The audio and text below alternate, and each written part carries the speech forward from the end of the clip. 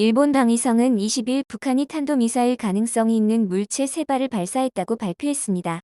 현지 공영방송 NHK에 따르면 북한이 쏜 첫 미사일은 일본의 배타적 경제수역 밖에 낙하한 것으로 추정했습니다. NHK는 이에서 3번째 미사일도 낙하한 것으로 보인다고 전했다.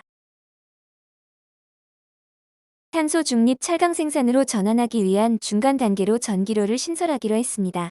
그동안 고로 방식으로만 쇳물을 생산해온 포스코는 탄소 중립 목표 달성을 위해 탄소 배출이 없는 수소 환원제철 기술을 개발하고 있는데 이 기술 상용화 전 중간 단계로 전기로를 택한 것입니다.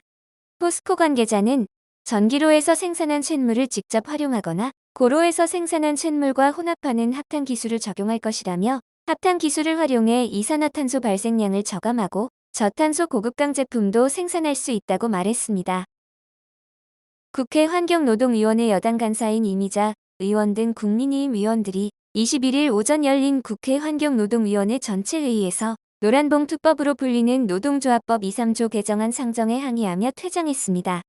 환노 의원인 이은주 정의당 원내대표는 법안 통과 뒤 두산중공업이 청구한 65억 손해배상 폭탄에 고통받던 배달로 열사가 분신한 지 20년, 노란봉투법이 국회에 발의된 지 9년이 됐다며 자기 목소리 한 번 내지 못했던 대우조선, 하청 노동자의 용기와 목숨 건 투쟁이 없었다면 오늘에 이르지 못했을 것이라고 말했습니다. 축구선수 손흥민과 배우 전지현이 영국 런던의 한 패션 행사에서 만남을 가졌습니다. 이를 본 누리꾼들은 게시물에 댓글을 남기며 역사적인 조우라는 반응을 보였습니다. 누리꾼들은 이런 투샷을 볼 수 있게 해준 버버리에게 감사해야 한다. 두 사람이 런던에서 한국을 알리는 데 앞장섰다. 손흥민은 운동선수가 아니라 모델이라고 해도 믿을 것 등 댓글을 남겼습니다. 유명 동물훈련사가 보조훈련사를 강제 추행한 혐의로 피소되면서 강영욱 등 훈련사 다수의 이름이 오르내리고 있습니다.